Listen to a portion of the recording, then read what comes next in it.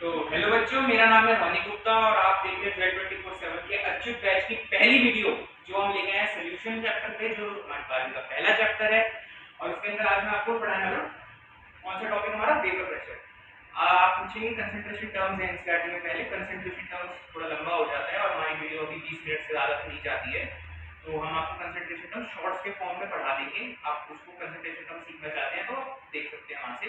तो आज हमारा टॉपिक रहेगा वेपर प्रेशर। वेपर प्रेशर से हम शुरुआत करते हैं। तो सबसे पहले मैं आपको बता दूं वेपर प्रेशर क्या है। तो वेपर प्रेशर है हमारा प्रेशर एक्सर्टेड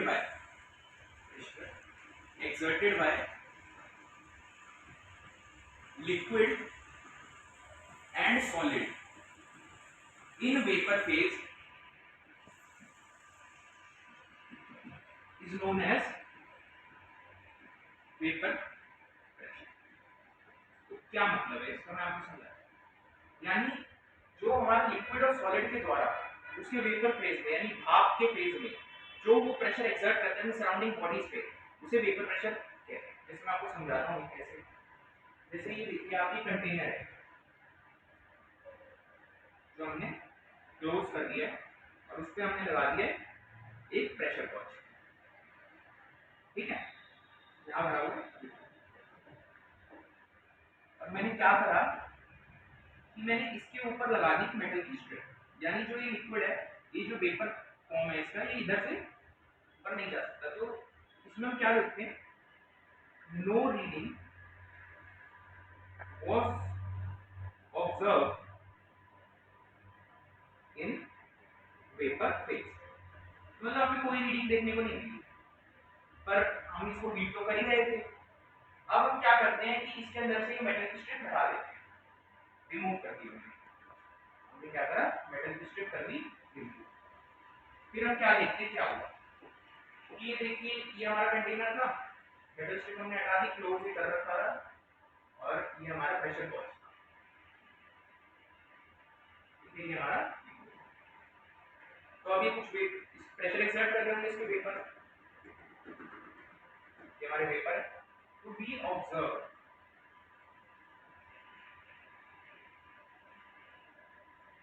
और reading in pressure gauge,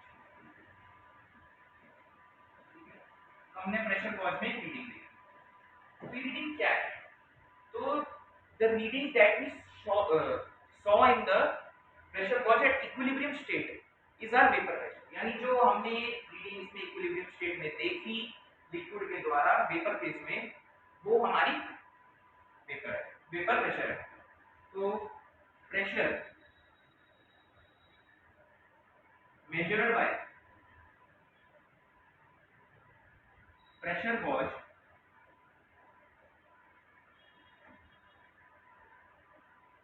in vapor phase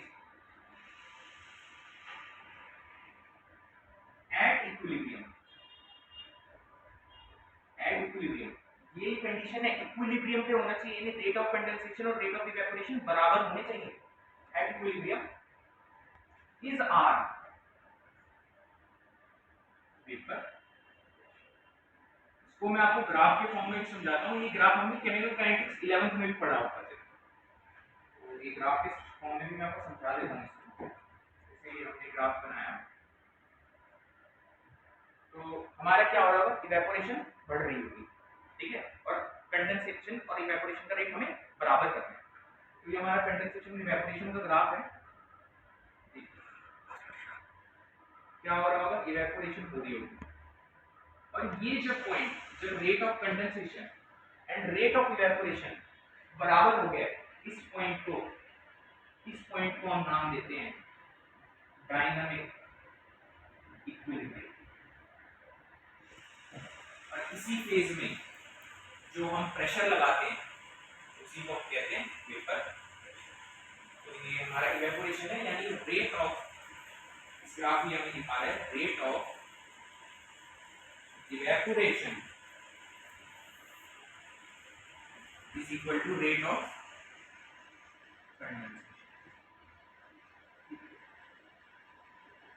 तो आगे बढ़ते हैं इसके अंदर। तो एक नोट दिखाना चाहता हूँ, सबसे पहले आपको एक नोट लिखते हैं, उसके बाद आगे बढ़ते हैं।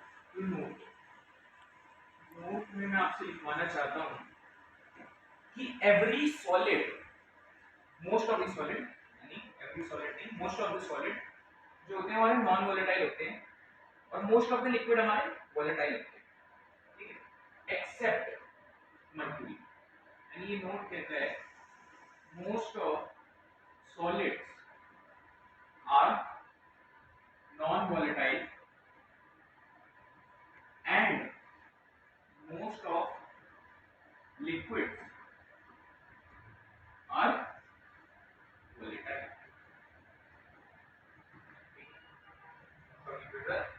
Except Hg यानी हमारा मर्क्यूरी। और मैं ये जरूर बताऊंगा आपको कि ये जो है ये सवाल आपको सीबीएसई में आप देख चुके होंगे। एचडी में हमारा सवाल बनता है, ऑप्शन दे देते हैं हमें 1 मार्क पर जो क्वेश्चंस आते हैं सीबीएसई में, इनमें से बताओ कि कौन सा नॉन वोलेटाइल है। तो एचडी आपको ऑप्शन में मिलेगा, ये क्वेश्चन बन चुका है और हो सकता है कि आगे आने वाले सीबीएसई के पेपर्स में भी बने। यहाँ पे फुल प्रूफ तैयारी होती है आपकी जेईई और सीबीएसई दोनों की, हर जगह पे खुश करना है माँ बाप को, ठीक है। तो इससे हमें पता लगता है substance which has high vapor pressure are highly volatile, यानी जो हाई वोलेटाइल होगा, यानी जो आसानी से भाप बन जाएगा, जो आसानी से भाप बन जाएगा वो हमारा हाई वोलेटाइल होगा। और हाई वोलेटाइल यानी देखो एक जगह है जहाँ पे 10 लोग मिलकर प्रेशर लगा रहे हैं और एक जगह जहाँ पे 100 लोग मिलकर धक्का मार रहे हैं, प्रेशर लगा रहे हैं।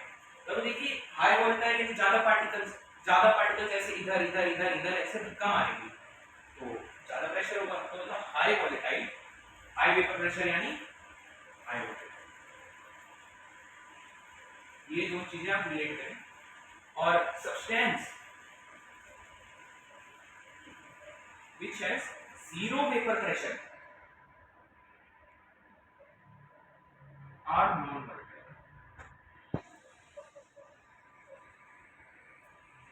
तो जो भी सब्सटेंस जिनका वेपर प्रेशर 0 है वो नॉन वोलेटाइल है, यानी वो आसानी से भाप नहीं करते हैं, ठीक है। जैसे लकड़ी, आप बताइए लकड़ी को आप जला देंगे, क्या वो कोई भी वेपर प्रेशर फिर भी करेगा? कुछ नहीं होगा, वो राख भले ही हो जाएगा, वेपर प्रेशर वो कुछ भी नहीं करेगा। देखिए एक नोट लिखवाना चाहता हूं मैं आपको, और ये क्वेश्चन जेईई में बन चुका है थ्योरी में, तो इसको भी कुछ ध्यान दीजिएगा। Note, vapour pressure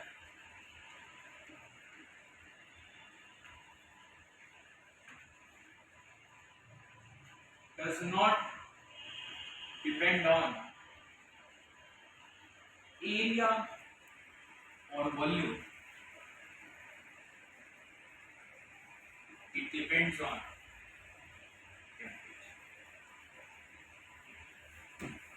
temperature। मतलब एरिया वॉल्यूम पे डिपेंड नहीं करता है, वेपर प्रेशर सिर्फ टेम्परेचर पे करता है। ये डिपेंड नहीं करता है कि लिक्विड कितने एरिया में फैला हुआ है, उस पर कोई डिपेंड नहीं करता है जो हमारा वो वेपर प्रेशर, सिर्फ इस पर डिपेंड करता है टेम्परेचर पे। और हम इसका रिलेशन कैसे लिखते हैं? Vapour pressure is directly proportional to temperature. अब इसको मैं थोड़ा आपको केमिकल बॉन्डिंग से रिलेट करूंगा, आप समझ पाएंगे कि कैसे।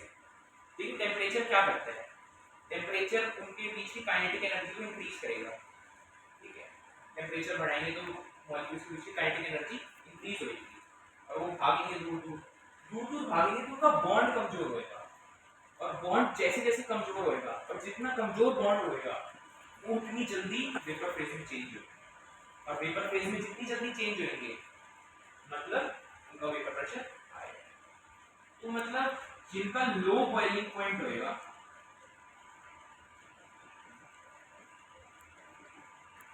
इसका मतलब इंटरमॉलिक्यूलर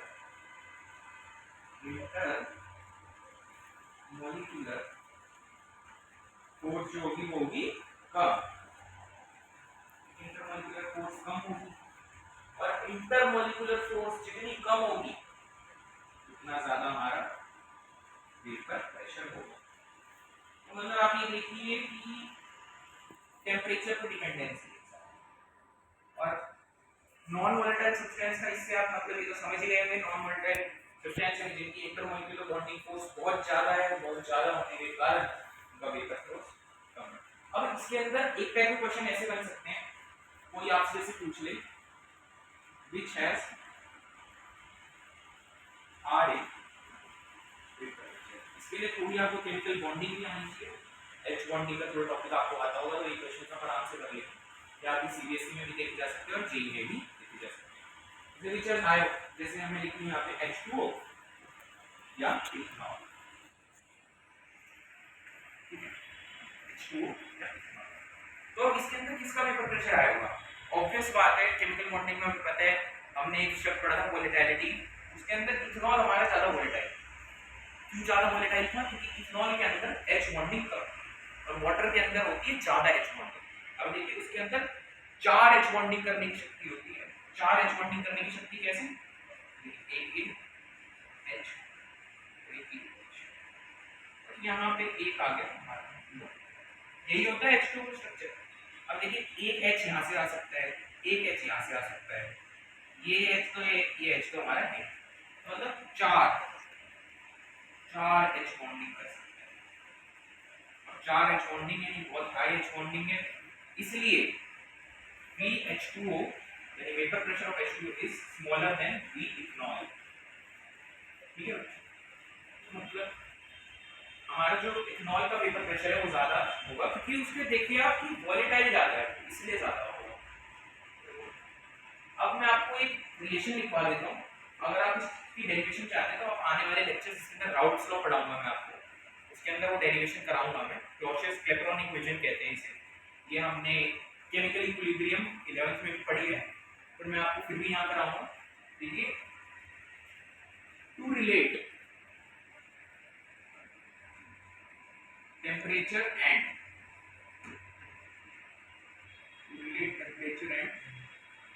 vapor pressure,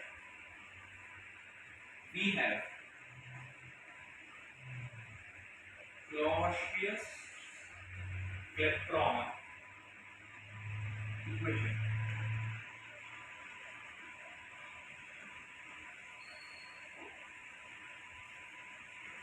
Clausius-Clapeyron क्या है? log P2 by P1 is equal to delta H vaporization, यानी enthalpy of vaporization 2.303 R 1 by T1 minus 1 by T2। ठीक है, ये हमारा रिलेशन है जिसे हम कहते हैं क्लॉसियस-क्लैपेरॉन इक्वेशन, कहते हैं क्लॉसियस-क्लैपेरॉन। तो इससे हम निकाल सकते हैं टेम्परेचर वेपर प्रेशर के बीच का रिलेशन है, जिससे हम डेल्टा एच पूछा जा सकता है, हमसे प्रेशर की वैल्यू पूछी जा सकती है, हमसे टी की वैल्यू पूछी जा सकती है। और एक चीज मैं इसको अच्छे से बता दूं, कई बच्चे इस चीज में फंसते हैं क्वेश्चंस में। कई बार क्या होता है कि हमें एक ही प्रेशर की वैल्यू दी, ओनली वन,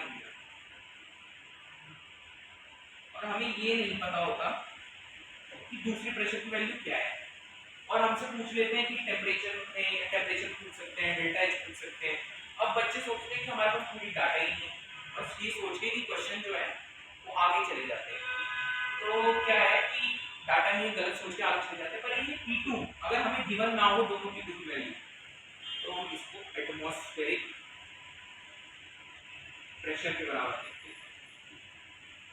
एटमॉस्फेरिक प्रेशर जो कि हमारा होता है 768 इसके बराबर।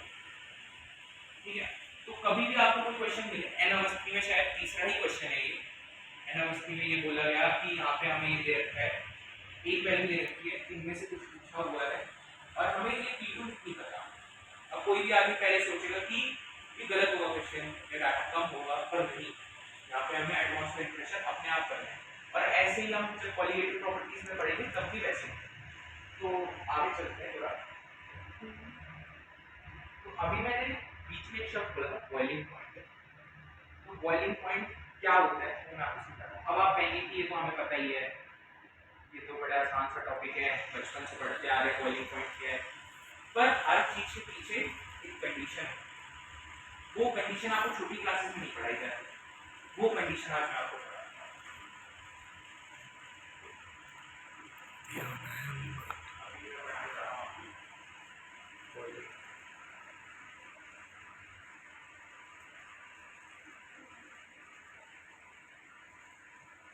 It is point at which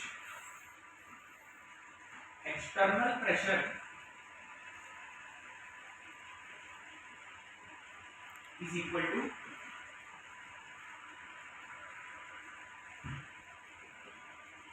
pressure exerted या वेपर प्रेशर या वेपर।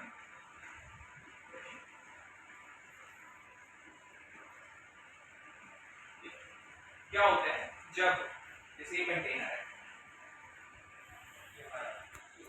इसको हम नीचे हीट कर रहे हैं, ठीक है, ये हीट कर रहे हैं उसको, उसमें भरा हुआ है। तो अभी देखिए अब ये वेपर फेज में चेंज हो रहा होगा कुछ, और बाहर भी कुछ एक्सटर्नल प्रेशर होगा, इसे हम 1 atm प्रेशर कहते हैं। यही लगाते हैं ना हमारे जो एटमॉस्फेयर का प्रेशर 1 atm का।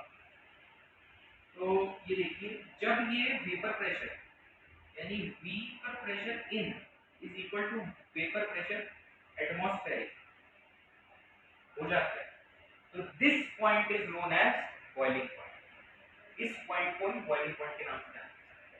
यानी देखिए अभी तो 1 atm लग रहा है, हम इसको 1.2 atm कर सकते हैं, हम इसको 1.3 atm कर सकते हैं।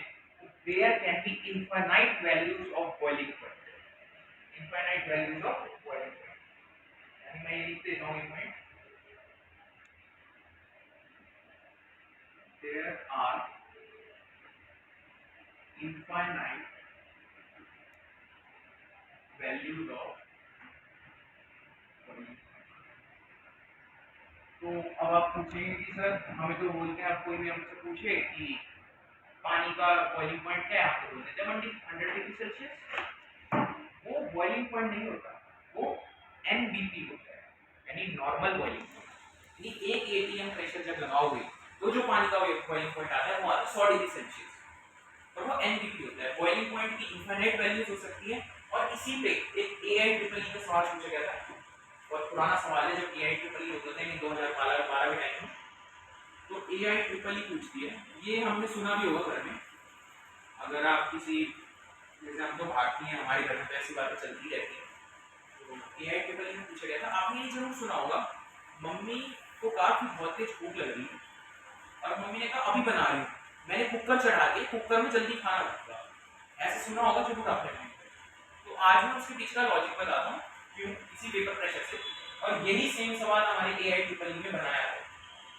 आखिरकार भारतीय एग्जाम में भारतीय क्वेश्चन तो पूछ ही देंगे। देखिए AIEEE क्या बताता है, पूछते हैं प्रेशर कुकर में खाना क्यों जल्दी उगता है, थ्योरी का सवाल है, तो मैं बताता हूँ क्यों ऐसा। तो we can alter pressure in pressure cooker,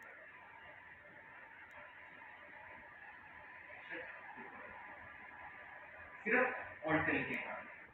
अब हम 1 atm हम प्रेशर कुकर की सहायता से इसमें 1.2 atm 1.3 atm कितना भी प्रेशर लगवा सकते हैं, ऑल्टर कर सकते हैं। तो ये जरूरी नहीं है कि खाना 100 डिग्री सेल्सियस पे पक रहा होगा, खाना हो सकता है 102 डिग्री सेल्सियस पे पक रहा हो सकता है 103 डिग्री सेल्सियस पे पक रहा हो, 105 106 पे भी पक सकता है। तो जब 100 डिग्री सेल्सियस से बड़ा टेम्परेचर होगा, temperature greater than 100 degree Celsius होगा, तो सभी जानते हैं कि ज़्यादा टेम्परेचर ज़्यादा स्पीड ज़्यादा जल्दी पकेगा। तो बच्चों आज हम यही समाप्त करते हैं, क्योंकि मैं देख पा रहा हूँ कि लेक्चर हमारा गया होगा, अभी 12-13 मिनट का चला गया होगा, और जहाँ तक हमने वेपर प्रेशर कर दिया है कंप्लीट, और आपको मैं डेरिवेशन भी कराऊंगा, राउंड्स लॉग भी करेंगे। आप जरूर इस वीडियो को लाइक सब्सक्राइब करें। अभी मैंने आपको थ्योरेटिकल रहा है थोड़ा लेक्चर, और आगे वाले लेक्चर में मैं न्यूमेरिकल भी कराऊंगा, अच्छे से फॉर्मूला भी समझाऊंगा। और क्या है कि थोड़ा थ्योरेटिकल इसलिए है, मैं आपको थोड़ी थ्योरी की वो समझा देता हूँ। थ्योरी हमारी बहुत जरूरी है। क्यों जरूरी है?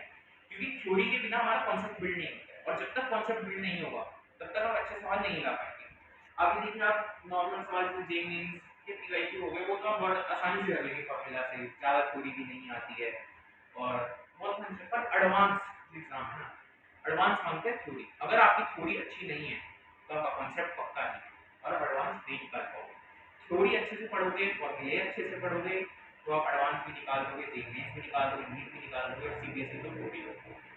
तो बस आज के लिए इतना ही, और यही पढ़ाकर रिजल्ट निकलेगा 2400 घंटे, रिजल्ट 2400 घंटे बोलेगा।